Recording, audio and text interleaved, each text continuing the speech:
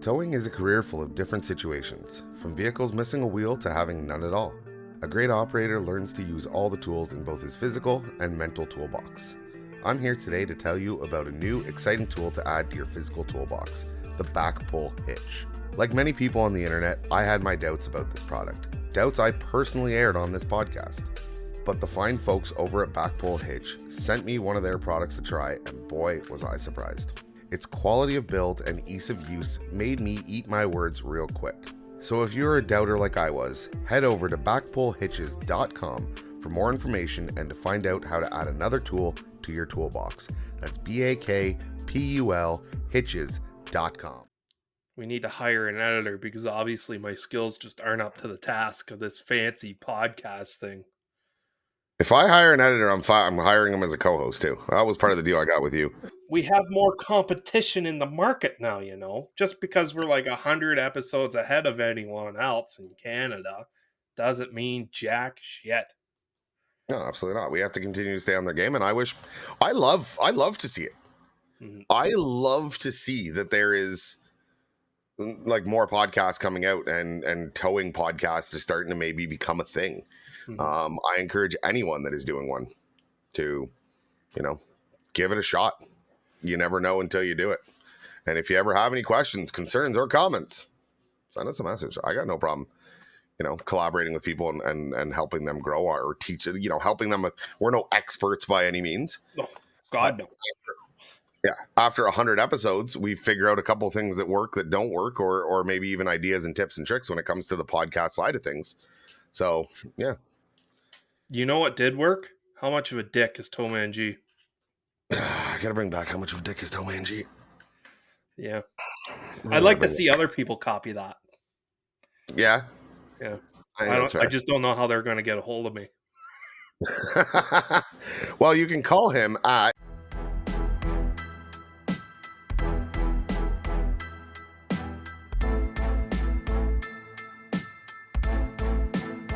Hey everyone, I'm Brad from Calgary. This is Sean from Cambridge, Ontario. I'm Terry from Cornwall, Ontario. Hey, this is Larry from Pitt Meadows, British Columbia, and you're listening to the Towing Life Podcast.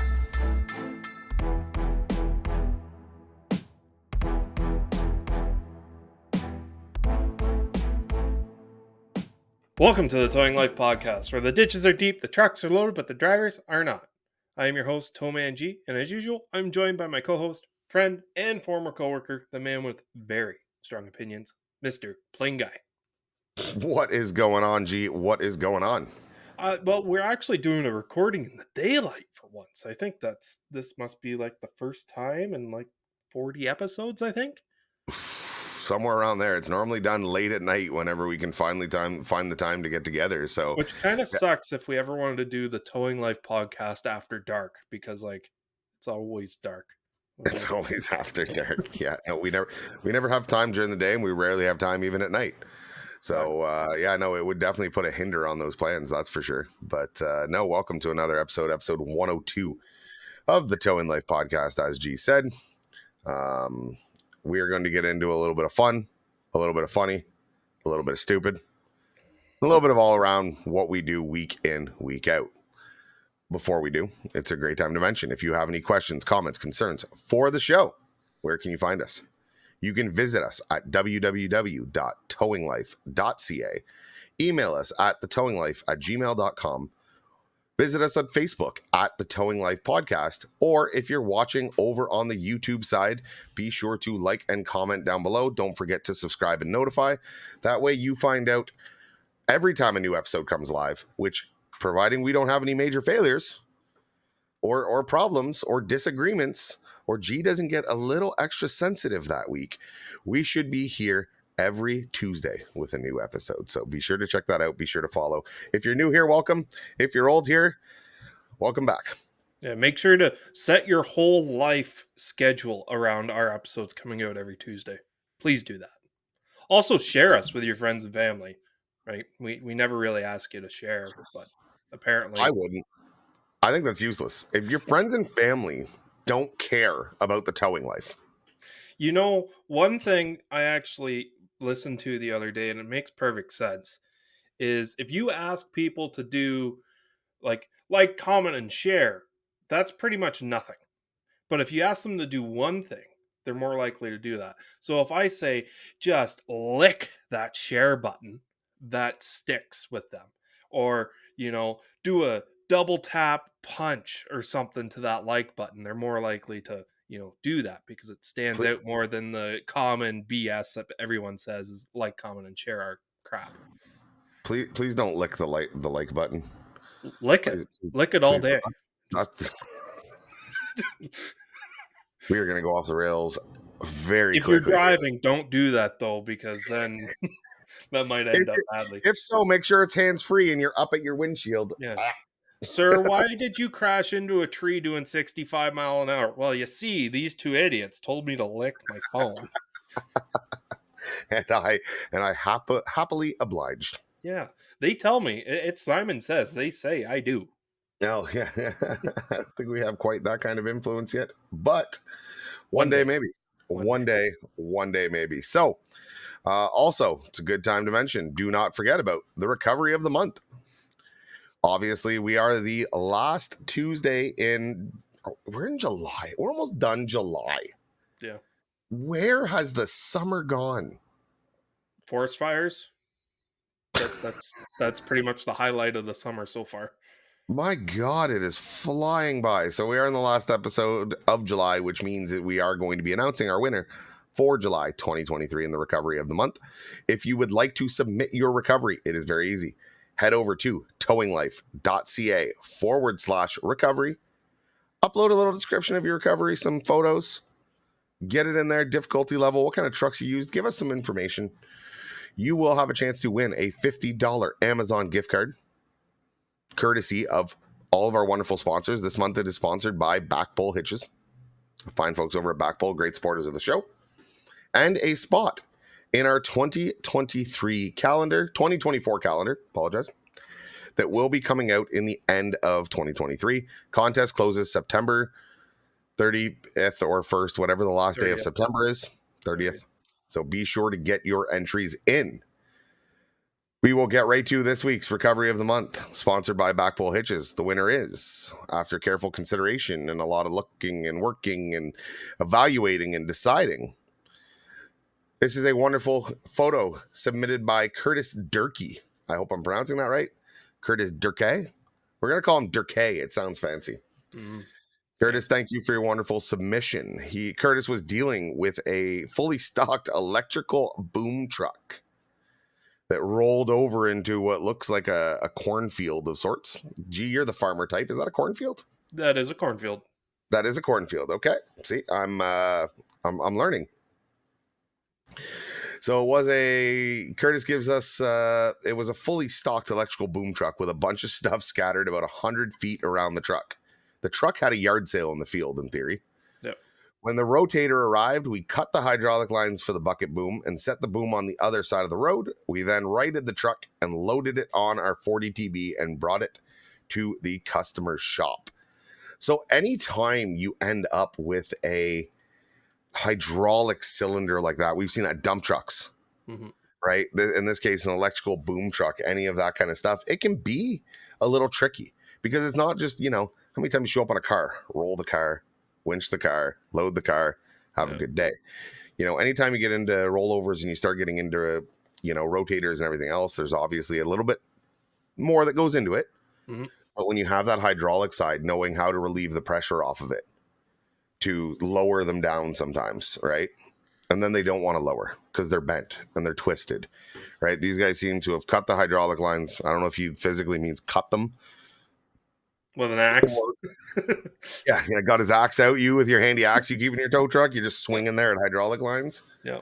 Or I, disconnected them, bled the system out, lowered the boom down, took it off, put it off to the side. It was probably bent, whatever the case was. But a nice shot, a perfect shot for July, right? Corn, don't they say knee high by the 1st of July? Yeah. Isn't that the saying? Yeah. Well, that looks about, it would have been about the 1st of July, judging by the height of that corn. So a great photo, a great submission by Curtis Durkee, and it looks like the company was Glenn's Towing. I'm not sure where they're out of. I don't see any phone numbers. It's a nice twin steer Western Star with a Miller. So negative points for the Miller. Yeah. Extra Still a points. nice truck regardless. Oh, it's a beautiful truck. Beautiful looking truck. Extra points for the Twin Steer Western Star. Yeah. Yeah, you got a special spot in your heart for Twin Steer Western Stars, don't you? Yeah. Mine's not Twin Steer. It's just it's got a lift axle. Oh, okay. Yeah. A steerable lift, obviously, because of spiff regulations and everything else. Yeah. Have you ever seen that video of that guy getting his car repoed and he tries to cut the hydraulic lines with an axe? And then gets No. sprayed with hydraulic fluid? Yeah, it's an old guy. He grabbed an axe trying to cut the hydraulic lines, thinking that would free his car. Yeah. Like it would just, you'd cut the line, it would just go poof and drop. Yeah. It doesn't quite work that way. There's check valves and safeties built in. I mean, if the tow truck was like 90 years old, maybe. Yeah. Right? Or the guy bypassed some check valves. Maybe. Might have helped. I mean, it was the hydraulic line going to the actual, like, L-arm piston. Oh, Jesus. Oh. Yeah. Oh, Jesus. That's funny. No, I have not seen that article or that video, but I think it would be really fun too. Mm-hmm. Speaking of geniuses, I've got a couple of geniuses. I got a personal story Yeah. that I want to share, and I've got the police blotter open for it. Oh, boy.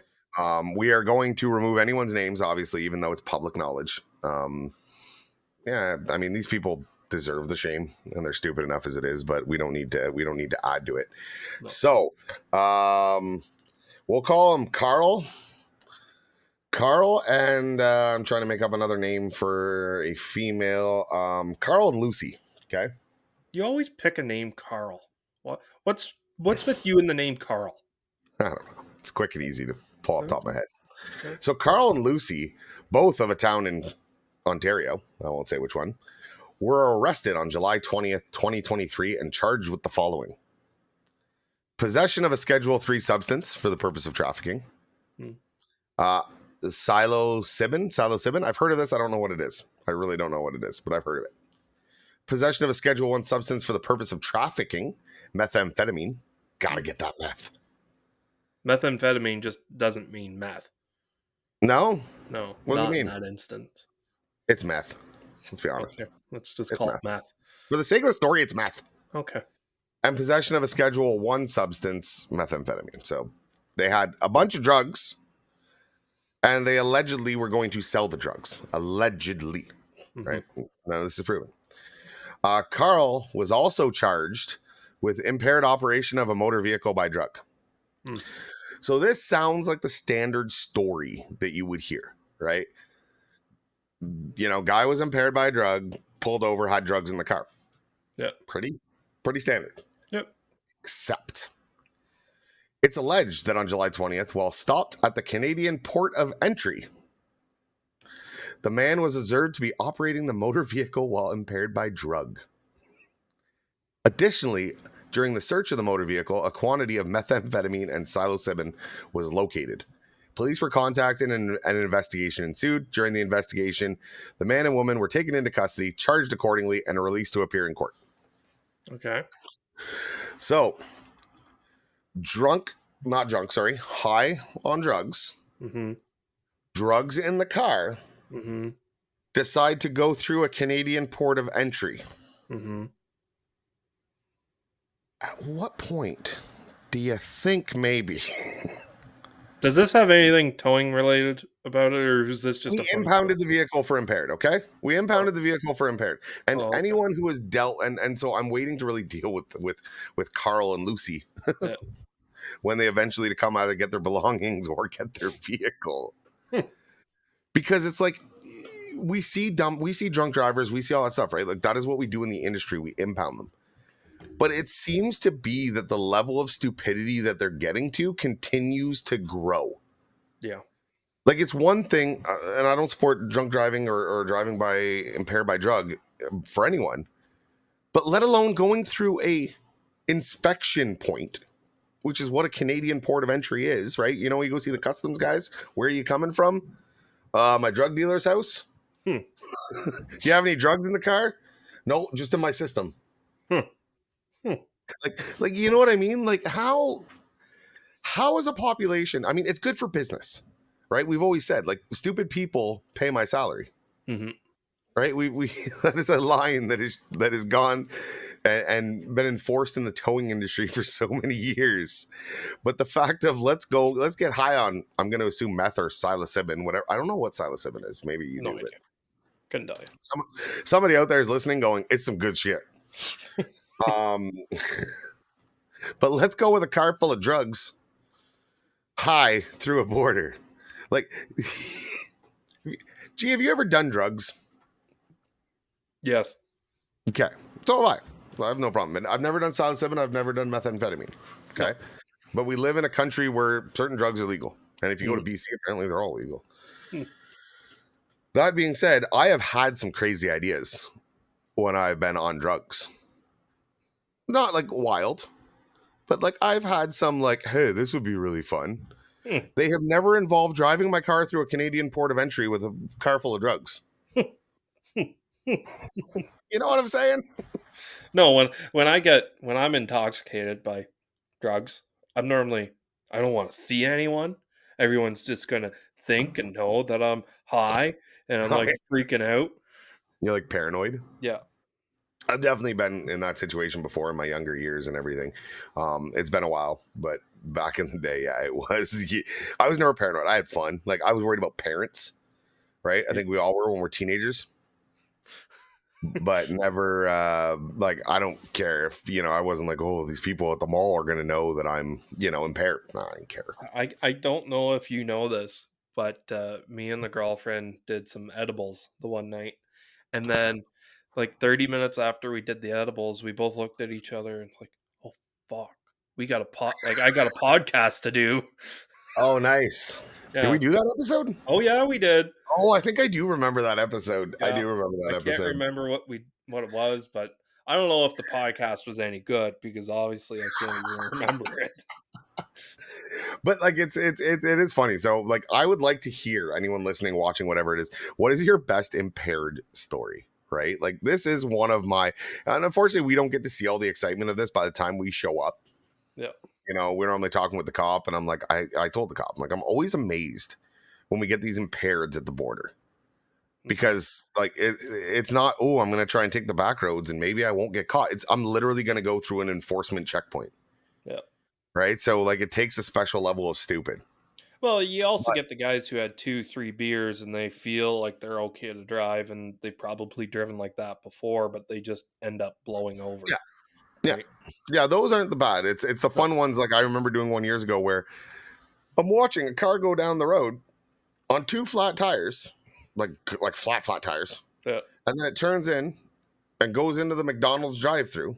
And by this time it had been called in by multiple people. Yeah.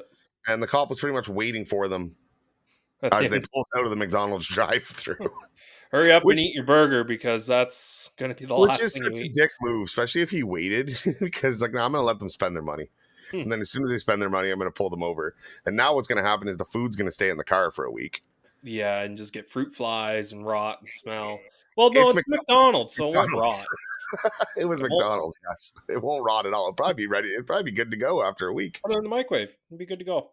Yeah. So, like I said, if I want to hear your listener, viewer, wherever you're tuning in from, I want to hear your best impaired story of a customer, stupidity of a customer. Like we really should put together some sort of like the best of stupid. Right? The best stories of stupid people that relate to the towing industry, whether it be through, impaired, any of that kind of stuff. So yeah, we need pictures for that.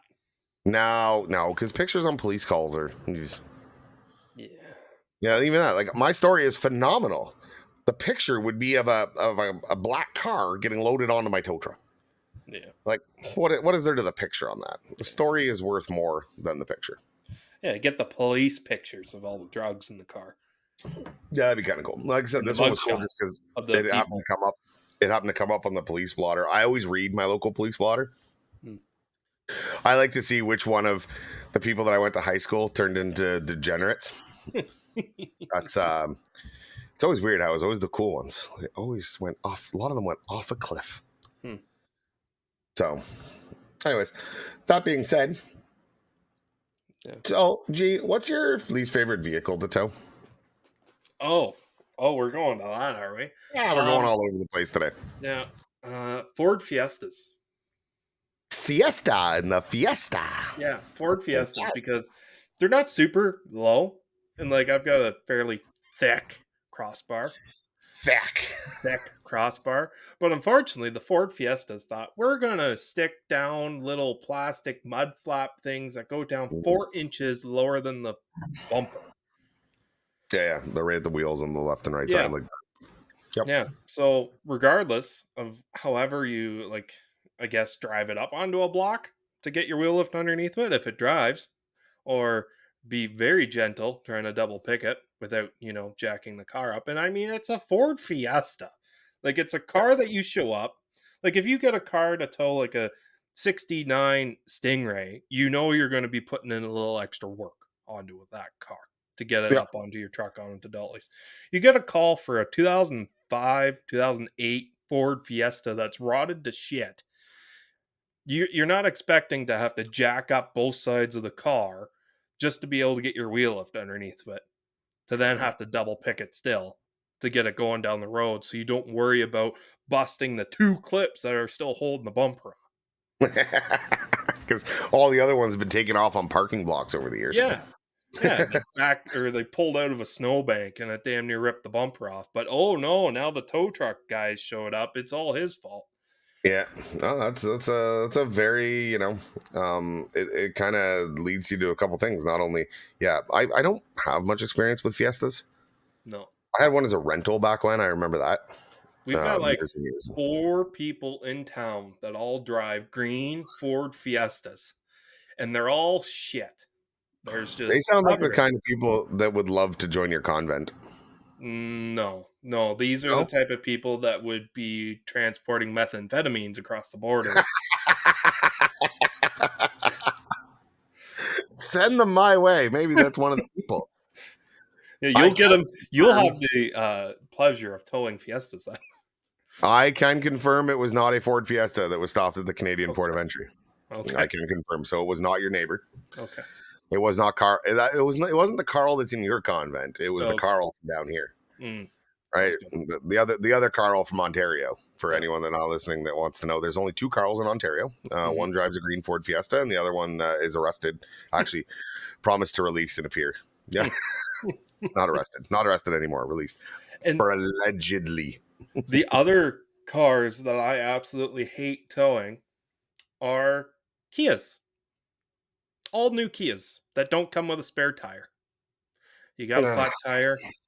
Well, I would just change your tire and you could be on your way. But no, you bought a stupid Kia that thinks fuel economy is better than anything and will take away the ability to change your own tire, to have a little bit of self-sufficiency if you get a flat. No, we'll just They rob don't you. have self-sufficiency. They weren't going to change their own tire. Who are you kidding? Who knows? Maybe I know a lot of people in that situation would try to figure it out. I've had multiple times where I've gotten called and they've got all the lug nuts off, but they just can't seem to get the tire off. I was like, well, thanks for at least trying. That's step 1. Do you charge them less for it? I'm sorry? Do you charge them less for that? Normally it's roadside, so they're... No, fair enough. And the only reason they're trying to change it themselves because roadside gave them a ridiculously long ETA. Yeah. My least favorite vehicle to tow, although I love them and I kind of want one. I'm going to take some shit for this one. Teslas. Yep. Yeah. I want a Tesla. Why I hate Teslas. There's good and bads on Teslas. Mhm. Right. I had a one I just brought up actually to Toronto up your way not long ago, which is a hike. Where a gentleman blew same concept you're just talking about. Mhm. Had a blowout of a tire. Teslas don't have spare tires. Yeah. Convince some roadside company to come out and like repair the tire or install a new tire, which we don't have that for light duty vehicles in our area. Especially not for Teslas. No, so they had called me and asked me to come out. I get out there. It wasn't far. It was on the highway, but it wasn't far. Mhm. And they said, "Oh, we actually found this guy that's going to come repair the tire." And I'm sitting there going, "Nobody does that." No. Yeah, well, we begged and this guy's going to come. And I'm like, "All right." So he's like, "We feel bad. We want to pay you at least for coming out." I said, "Don't worry about it. Have a good day." Mhm. I get called an hour and a half later. It's to go pick it up because the tire guy had no idea how he was going to replace this tire, which it didn't make sense in the beginning. Yeah. Right. So luckily this customer was great. Right. Here's my price. Okay. Price isn't an issue. I just need to get it there. Why I hate the Teslas. If everything is working, they're still a bit of a pain. Right. They do have a transport mode or a tow mode. Yeah. Which neutrals the vehicle. That's great. I think it even raises it a little bit. It's great. It's the off-centered tow hooks that bug me. Yeah. Now, why they're a pain in the ass is if you are doing them the way you should be doing them, which a lot of guys don't. I've seen this a million times. Guy will take his line with just his hook it on the tow hook, pull it up. Now, you do that with any sort of water, any sort of whatever, even if it isn't. Once that car gets about 3/4 of the way on the bed with the tow hook offset, those tow hooks are meant to straight pull. They are not meant to pull down, up, side to side. That is where you see these guys. Why, you know, how guys shit on tow hooks? Guys shit on tow hooks a lot because of improper use. Yeah. Sometimes it's just because tow hooks are shit. I agree. But a lot of it is improper use. Operator error. Yeah. They So put what it you in. was- Oh, I got 2 turns out of it. It'll be good to go. Well, same thing. And it's like a clevis. Don't reef the goddamn thing. First of all, they're reverse threads, which is funny. Because customers be like, I can't get the tow hook out. You put it on too tight. No, turn it the other way, idiot. But no, it's the proper way to do these vehicles. If we want to go proper way is to run a snatch block back to offset onto a hookup on your bed so that the winch line is being pulled, the pressure is being pulled center on the tow hook. Yeah, snatch block on the tow pin on the casualty, run the line back up to normally the passenger side of your bed up by the winch. No, driver's side. They're normally on the left side of the hooks. Teslas? It's on the driver's side. Yeah, well, the one I did the other day was. Okay, I'm thinking I thought most cars had them on the passenger side. Anyways, I guess Teslas. And whatever side it is, regardless, whatever side it is, up to normally your tie down up at the front corner of that bed so that it gives a centered pull. Then, for extra security, to be on the safe side, you should take some soft rigging, choke the A-arm, and hook the other end onto your snatch block. Yep. That is for in case of a tow hook failure, you are not losing the vehicle. Yeah. So no one's going to do that. 95% of operators are not going to do that. 99 probably. I think 99. I'm hoping I'm giving 5% of there's good by the book guys out there for some of the stuff. Right. I can't say that I do think I definitely do the offsetting. I don't do the soft recovery strap. But it is very important to offset. It's also going to help your winch. It's going to not pull down and off on the car. And if you try and get that thing too close up, those Teslas are heavy enough that you want the weight up. You're going to actually pull the front end of the car over if your tow hook doesn't fail. So for that reason, Teslas are a bit of a pain in the ass. I still want one.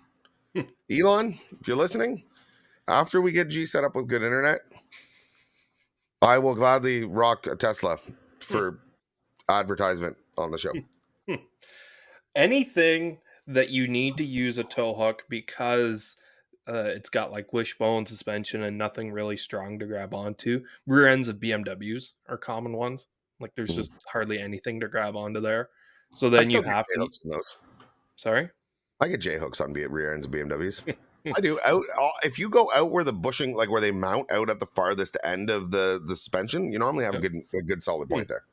Anyways, anything that's locked in park and you got to use a tow hook, I'm always very lenient, like very timid on that because you're adding a lot. Like you've got tremendous rolling resistance then. Right? Well, you technically don't have rolling resistance. You have damage resistance if it's locked in park. Well, yes. But you're trying to move an object that's not freely moving. And those tow hooks, sometimes the pin is actually a little rusty. It's got some rust in there. You can't get it all the way in. It's not your equipment. So you're putting faith into the casualty that you're towing for whatever reason. Yeah, it's like using their jack. Yeah. Right. So you've got a lot more variables to the point where I'm a wrecker guy. I would just say, you know what, screw it. I'll just dolly the effing thing. And at least I know then I'm using all my own equipment and the car doesn't need to roll. Right. So I had a perfect wrecker call the other day. I was training a new guy, and it is when you're talking about Lockton Park. Yeah. It was a brand new, like 2022 or 23 Cadillac XT5, CT5, the SUV. Yeah. It was a lady who had passed, and they were cleaning out her apartment. She lived at this, I don't know if it's actually a nursing home, what it is, but it's an apartment building for, elderly people. Mm-hmm. And it was 90 degree into this tiny little parking lot. And the guy's like, I don't know if it's a boost. I don't know what. Tell me low battery. It's doing all kinds of weird stuff. It was what made me think it was a boost, because electrical stuff, especially Cadillacs, if anyone's dealt with them, Yeah. right? Their electrical is weird. Yeah. So, like randomly the horn would honk, the wipers would go, and it would spray washer fluid. Like that kind of weird. Right? Got a And gremlin. so, yeah, and so I'm there with a new guy, and so I'm trying to teach this new guy that it is not a proper to just go, well, call a wrecker. No. Call a wrecker. Like, there's situations where it will apply, and there's situations where we'll make that decision, but I don't want that to just become your first instinct. I want to show you that this is something definitely that can be done. Let someone else deal with it, because I don't want to deal with the bullshit. Yeah. Pretty much. So I, of course, went on, if you haven't, on Facebook, Shift Interlock Release. First thing I went to look for a release for this thing. Sure enough, this thing's like a 23. I see one for a 2020. It says, pull the kick plate on the left side. You'll see an orange or red cord. Perfect.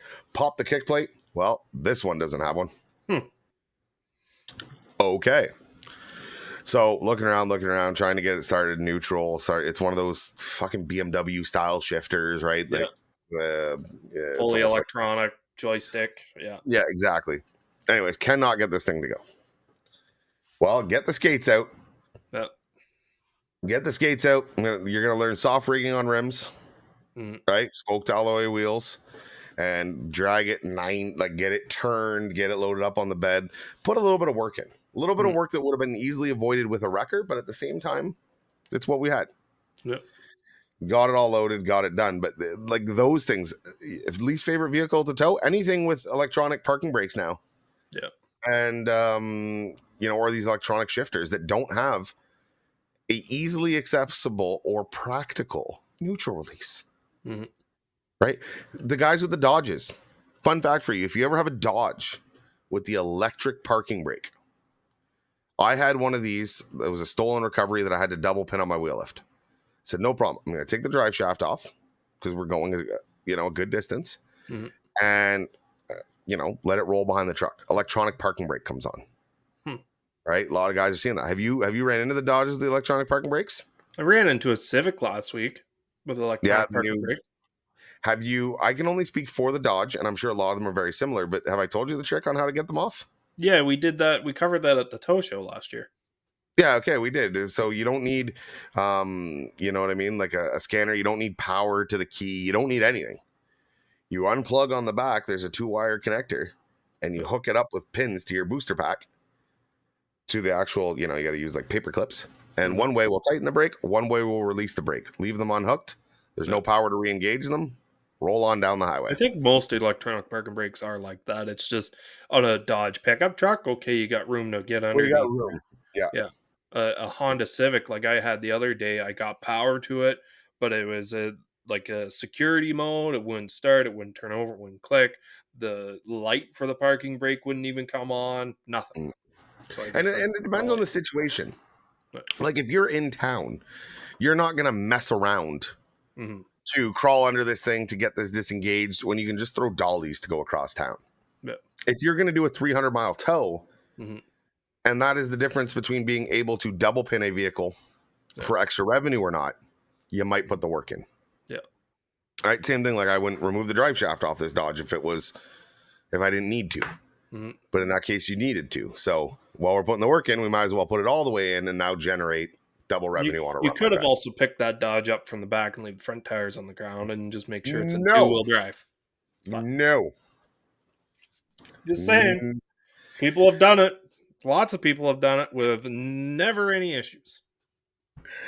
So speaking of picking things up backwards. So the other day, I get a call. I sent you the photos. A brand new 40 TB. Yep. Get a call for 2 vehicles down in Montreal. Right? It's a Jeep Gladiator. And you loaded it backwards, which fucking blew my mind. Yes, there was a reason for that. Okay. Okay, so I had a Jeep Gladiator pickup and a Toyota Highlander. Hmm. So I had to pick up the Gladiator first, but that was irrelevant. I had keys for both vehicles, and both vehicles ran. Mhm. Now, I had done measurements before I left online with wheelbases and overall vehicle lengths to see if these will fit on the 40 TB. Yeah. How long's the Because deck on the 40 TB? but the 28 foot. 28 foot. And how long are your extending ramps? You gain about 2 feet with them. Okay. So we're talking about a 30-foot bed. Yeah. Yeah. Neither of these vehicles are small. Yeah. Right? They're fair size. One's a full-size SUV and one's a Jeep truck hybrid thing. 7/8 pickup truck. Yeah, exactly. 4-door with a tiny little bed on it. Yeah. So I had said I was missing about 3 inches to make this work in my head before I even got to scene. Yeah. So the reason that the Jeep is loaded backwards, as you've seen, is to get So the bed of the truck over top of the winch. Yeah. well, because of the overhang. I couldn't have it the other way. Yeah. And it was also, so I'm running scenarios in my head. So I'm like, one of these is a good chance that we'll have a hitch on it. Hmm. So I brought the tools and my handy BakPul hitch Mm-hmm. to get myself out of a pickle if need be, if these didn't fit both up on the bed of my 40 TB. Yeah. The Jeep Gladiator gets loaded. It was right from Copart. Guy came with the loader, drops it right on the truck. Nice. Perfect. I look, there's no back bumper. I'm like, great. That gave me the 3 inches of clearance I've been missing. Right? Like, I should, like, that picture that I sent you, my bed is actually slid back about 4 inches. Yeah. It's still well in its locks, but it was not all the way forward. That's one of the nicest things with the NRC and their long locks. 100%. Yeah. But so then I go, okay, well, shit. And this truck does not have wheel grids on the back. It only has forks, like setups on it, right? So I did have a hitch though, because like I said, I had my BakPul hitch in my toolbox ready to go. I happen to look at the Jeep and I go, it's not just missing the back bumper, the fucking hitch is gone. Oh. Like, it looks like it's been unbolted. It was a stolen recovery, so obviously they unbolted parts off it. So I said, great. Well, what are the chances the Toyota Highlander will have a hitch on it, right? Highlanders are full-size SUVs. I get there, and I got the tools to remove front drive shafts.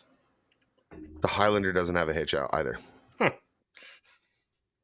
I'm sitting there going, now, could I have probably forked it? No, because I didn't have the forks on the truck yet. The truck has just got put into service.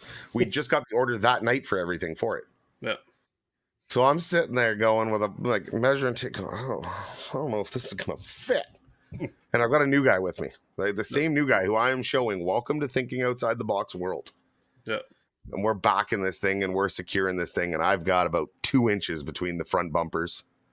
I've got about 2 inches between the one and my headache rack. And I've got about 3 inches of extra play on the wheels on the ramp, like on the tail ramps, which are the ramps that convert over to the front. Mm-hmm. And by hell, we got that done. The worst part is we did all that. It was more of a proving. I could have done the same thing with a regular flatbed and then just taken a drive shaft off. Yeah. But you got the toy, you want to play with it. Mm-hmm. Let's be honest. You want to see you what got the big bed. You might as well let it do big bed things. Might as well see if you can fit 2 of those. Hey, you're golden. As we continue rolling on right through, I will stop with my stories. I don't think I have any more stories for you. I told you I had lots of stories today. Yeah. I have lots of stories. I want to talk about something that could be industry changing. Okay. So I saw this thing pop up on the towing feeds, and it is from AAA by the looks of it. Now, okay, it's an email to one of the service providers here, and I have a screenshot that you might be able to see. Feel free to pause the video and zoom in because it was screenshotted off of a cell phone. It says, "Dear valued service providers, due to an increase in declines and members' dissatisfaction, we have implemented a standardized reroute protocol procedure to ensure the best possible response time to keep our members safe. Member safety is always our number one priority. Response time is critical, especially when members may be in unsafe environments on the roadside. To maximize our member service quality, the following processes have been implemented. Our expectation is that our primary service providers take ownership of the calls assigned to in their area 24 hours a day, 7 days a week. In the event a primary cannot run a call, the first and best option is always for the station dispatcher to secure a reroute provider by partnering with neighboring stations to assist with needed. So a roadside sends you a call. You say, I won't be able to get to it for 4 hours because I'm dealing with 18 of your other calls. Well, instead of that roadside, AAA in this instance, saying, hey, okay, this is our call. We'll find someone else to do it. They've put all the onus on you and your dispatchers to try to find service for that call. They go on to say, if necessary, Burbank Dispatch will also assist with attaining a reroute provider. However, if the reroute attempt fails, the primary station will still be responsible for running the call with a reasonable ETA. So I'm going to skip a section here and go down to the important section because this is what really grinds my gear. Burbank Dispatch will make every attempt to secure service for the member up to and including issuing additional compensation to a station that is willing/able to run the call. This amount will then be deducted from the primary station that was responsible for servicing the member, not to exceed $150. So $50 for a local tow or light service up to 25 miles, plus applicable fees. $100 for tows or light service 26 to 100 miles, and $150 for tows, light service over 100 miles. So what they're saying is if AAA sends you a call, you can't do it, and they have to go out of their network, they are taking money away from you per $50, $100, $150 to get that call done. So when they send you a call, that means it's no longer a roadside call. It is your call, and you are responsible from time of delivery of that call to completion of that call. And I think that's just absurd. I get it from the eyes of them, like we're getting these shitty broken ball joint calls and no one does them. We should make there be a negative financial reason for them just to suck it up and do it instead of passing call from the next facility to the next facility to the next facility. I get what you're saying. Yeah. So obviously I was looking up quick because I had no idea where Burbank was, but Burbank is in California. Yeah. Oh, yeah. The hell with that. Yeah. There's not enough EV tow trucks out there apparently for their likings. I get what they're trying to do. Mm-hmm. Like you said, but to actually charge another contractor or like to charge back the contractor if that's what they're doing seems excessive. But if you noticed, it is important. I know you did skip over the one part that if the primary station still cannot take ownership of the call will be escalated to a dispatch supervisor who will attempt to contact the station owner. If the owner cannot be reached, the dispatch supervisor will leave a message with all pertinent information advising that reroute attempts have been made or unsuccessful. Yeah. The thing that goes is the primary station will still be responsible for running the call with a reasonable ETA. What are they determining as a reasonable ETA? Yeah. If I give a 4-hour ETA for a car sitting in a parking lot and you don't like it, that's reasonable. Mm-hmm. So if you think that you are going to, charge me for that, the hell with you. Like, I feel like this was a step that I don't know what the towing situation is like in Burbank, but it sounds like the roadsides are finally getting some of the flack back that they should be. Mm-hmm. Right. I do also like that the roadside solution is not just, we're going to pay you more money to make this call worth it. Yeah. Because we are, but we're going to get it from somewhere else. Yeah. Yeah. Now, what I wanted to make sure is because I know of a similar thing with another 3-letter roadside up in the Canadian side of things, right? Where this was kind of interesting to me. And I don't know if you run into the same thing when it comes to en route mileage and towed mileage. Mm-hmm. You don't do double mileage, right? I always do. Okay, well, it doesn't mean your office is getting it approved, but okay. Right. There's some that charge round trip mileage, and there's some which is normally half of what your one-way mileage would be, Mhm. right? Basic setup. So when we get an area, if you go all the way east, you pick up a car and you go all the way back west, you do not charge the en route mileage. You charge the towed mileage. Mm. The towed mileage is always the priority to charge. Mhm. And why that is I never thought about, right? This little inside baseball with roadsides. So the towed mileage gets billed to whatever group or club or region that member comes from. Mhm. Right? So if that member is from Saskatchewan and you tow them 200 kilometers, that towed mileage, Ontario then charges Saskatchewan for the towed mileage. Mm. Because Right? that's where he pays his duty fees for membership. But Ontario Club is responsible to pay any en route mileage. Mm. Because in fairness, it's Ontario's job to ensure that they are sending the most efficient tow truck. Yeah. The station that is in this case, the station we're talking about, the station that is the closest. Yep. Right. So that's what this almost feels like. That I don't know if this is directly. No, it's dear valued service providers. So it's not like it's talking about internal club charges. That's what I thought was kind of going on with it.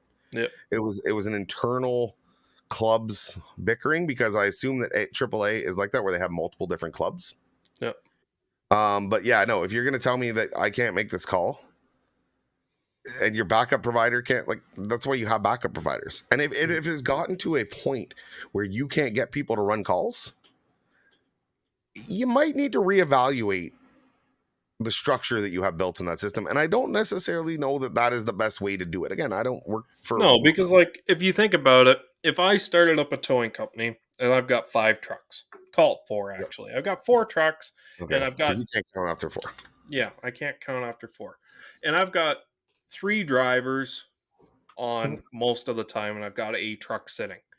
And if I'm looking to bring in extra revenue to my company by maybe picking up a roadside contract like this, and I read in the fine print, because that's where this would be located, they're not going to advertise this. Well, this was a memo sent out to their service providers. This doesn't look like it was anything they were trying to hide. But I'm saying, like, if I was to sign up today, I probably wouldn't receive the same memo. It would probably be dropped somewhere in the paperwork for signing up for the contract. Okay, fair enough. Yeah. Right. And I'm thinking, okay, I've got 3 guys on call most of the day. I've already got 2 of my trucks pretty much booked all the time with busyness, and I need something to keep that 3rd truck busy to justify it. I look at this and, like, okay, sure, they can provide me work. I don't have to go out looking for it. Cool. The fees, or the rate that they're going to give me, is acceptable. And then I see this. So you're telling me if you send me a call, I am now liable for that. And I'm using this isn't as my primary form of income. Like, it's not my primary contract. It's like just extra things. Yeah, just a little filler off the side. Yeah. Exactly, which a lot of people use roadsides for. I'm now going to be on the hook for up to $150 plus taxes and applicable fees if you deem that my ETA isn't reasonable. It's actually more than that. If you read, there's a line below that, because if you don't, this is Burbank Dispatch will make every attempt to secure service for the member, up to including issuing additional compensation to a station that is willing and able to run the call. Yeah. If you read down at the bottom, when the club must go outside of the network for member services and COD charges are incurred, the station is subject to being deducted for the COD charges. It doesn't say if that number is capped as well. Yeah. Right. That is a little separate line that they put in. Yeah. So pretty much, hey, we can't find tow trucks to run our calls. It's the tow truck's fault. Yeah. Well, maybe it is. Now we're going to make you pay another company to run this call. Because who wants to run a tow truck in Southern California? I mean, It actually sounds kind of cool. Like, it kind of sounds fun. If you're from Southern California and you are a AAA provider, feel free to reach out and contact us at thetowinglife@gmail.com. We'll get you in touch with producer Sarah. She would love some insight into a story like this. You can remain completely confidential.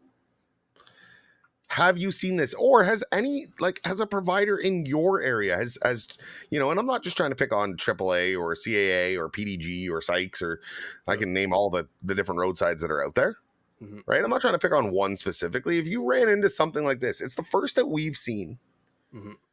I never really seen if this photo took off at all, if it started to get some traction, and I didn't really read the comments. I know I seen it quickly before you brought it onto the show, but let us know at thetowinglife@gmail.com, at the Towing Life Podcast on Facebook, or write a comment down below if you're watching over on the YouTube side.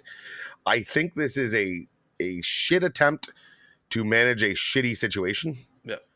And when it comes to logic in the towing industry, I'm not sure roadsides are the ones that I want trying to solve these problems. So there is one thing that I'm okay about, and it says if you are unable to run the call, the best option is always for the station dispatcher to secure a reroute provider by partnering with neighboring stations to assist when needed. Being buddies with your neighbor is good. I like that. But that's bullshit. That's saying it is. do It their is job bullshit for them. because the roadside should be doing that work. It's the roadside 100%. call, right? It's their customer. Exactly. That's something that we've always had a disconnect with, is we are the roadside's customer, or they are our customer. And then So we do our best to provide them with service just like we would anybody else. Exactly. So they're the middleman. That's all they are, is a middleman. We've had problems in our area to where, this is something my manager told me, and it's a great idea if we can ever get it implemented, where most roadsides, if you go out to do a call and you get there, say, I can't do it with the equipment I have, you still get paid. The company still gets paid for sending that vehicle out there. Well, it depends if you purposely send bad equipment out now, but yes. But 9 times out of 10, let's say a wrecker goes out, they say, I can't do it, I need a flatbed, they go away. They also say, I don't have a bed available. So now they're trying backups. After the customer's already been sitting for an hour. Exactly. So that call then comes to, let's say, me, and I say, oh, I can do that in a wrecker, and I go out and I do that call. Well, I'm sorry, the equipment the original people sent out can do that call.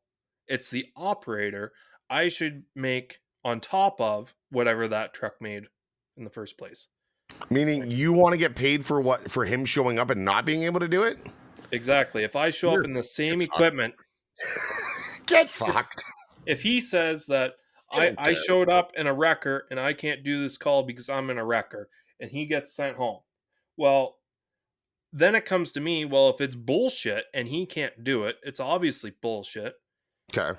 And I'm not getting paid any extra to do the bullshit other than my mileage too. No, you're getting paid to do the call. Yeah, but obviously it's bullshit because that guy didn't want to do it. No, because that guy was probably just a dickhead and lazy. But if I show up in a wrecker and I can do the call, I just proved that he's fucking full of bullshit and he's lazy. So he shouldn't get rewarded. You should get paid more. If you don't like the rate in which you're getting paid for the job that you got called to do, then don't agree to the fucking rate. But to say that I should get paid more because he's incompetent, get fucked. Because I'm actually able to do the call. This guy at a rate in his area wasn't able to do the call. You had to go outside of the area to get a competent driver to do the call. That competent driver should get paid more. And that's the reason why you see calls get bounced around and around and around. It goes through 8 different facilities before anyone even gives it an ETA. And the guy's been sitting there for 6 hours. If you throw a little bit more financial compensation at that problem, you'll probably get guys that, that's worth it to me, right? Then then in your case here, saying that, okay, I had to deal with the extra bullshit, then don't do the call if it's not worth it. Yeah, but you're going out of your way to help the roadside. Doesn't fuck the roadside. If the call is not worth the time, do not bitch that you should get more for the call and run the call. That is what's wrong with this fucking industry. If the call isn't going to pay the amount that it's worth, don't do the goddamn call. Don't then do the call and then bitch that I should have got paid more money for it. You agreed to go out to do that call for a preset rate. You provided the call. I don't give a shit if 17 guys before you refused it. You still accepted it at the agreed upon rate. But I'm saying You did. on the, You I'm did. not saying this is from a me going to the company. I'm saying if I am. saying if a roadside implemented this practice, it would get their calls done quicker because it's giving it a better financial incentive to go Okay, out so and do they're the gonna. bullshit. Okay, fair. So they are now going to pay you Mm, what they would have paid that other guy, yep. On and they're top of going what to you're already getting deduct paid. it, and they're going to deduct it from him. Welcome to Burbank, California, AAA memo you just seen. So you No, cannot sit there and shit on that system because that is exactly what they did. no, it's not because in Except they Burbank, did it for him. California, it says we cannot do that call. We're going to charge you for that because you can't do it. In this instance, they sent a Well, truck and an incompetent driver out, and he yeah, can't do the call, which is now yeah. wasting time and costing the roadside money. The money that they were going to pay that truck, he can keep his mileage. I'm saying like the base hookup. Well, they're just going to deduct it. They're just going to deduct it in that case because the guy won't get paid. In your scenario, the guy shouldn't get paid for being incompetent. So therefore, they're going to deduct what they would have paid him and paid you. Welcome to Burbank, California. It's completely different because then if companies realize that, hey, this Burbank saying if you can't do a call because your ETA isn't up to snuff, we're going to deduct money from you. That's a truck amount of things. In my instance, you've already sent a driver out that's probably not adequately trained to do that call you sent them out in the first place. You're going to think twice, or you're going to provide your guys with more training so they can do those calls so they get paid for them the first time they show up. You're devaluing the service. You're telling me you're going to train your guys better so they can show up to do this call. And at the same time saying that you want to get paid more to do this call, but they should go invest in training so their guy can do the call for the original amount of money that you don't want to do it for. You're talking out your ass and you're talking in circles. That's dumb. If you agree to go out to do a call at a set service, at a set price, Mm-hmm. that is your responsibility. Yep. Right? I don't give a shit if 7 operators didn't do it before. If you see that it's bounced through 7, say, hey, obviously there's something about this. We can go out and do it, but it's going to be at an increase of rate of this. You cannot show up, do the service, find out that 3 trucks refused it, and then go, I need to get paid more for it. That is bullshit. You agree to your price before you get sent out, or you agree to the price before you do the hookup. Once you have fully assessed the situation and the difficulty involved in it. If you are not doing that and you are just accepting it at your roadside prices, right? Because if you show up, then why didn't you call the roadside? I'm not and say, saying once I show up and actually Yes. get it done, I want more money. I'm No. saying Okay. if they doubled the price or they gave you 2 standard hookup fees, they Yeah. would make it more incentivizing for another company to come and do that work that the original guy who showed up couldn't do. Why would they do that, G? Because roadsides currently, at least in my area, if let's say it's a 10-kilometer tow, they send a truck out, he says he can't do it. Well, that call pays the same regardless if it gets done or not to the driver. So what's his incentive of actually getting that bullshit call done? Nothing. He'll just say I can't do it because he's lazy and incompetent. Okay. Right? Okay. So now they have to go outside of that area to try to get this 10-kilometer call that doesn't pay fuck all done. And they do. And they find guys like you that go up and show it and then blame it on the other guy being incompetent. So there's no need for them to change their system.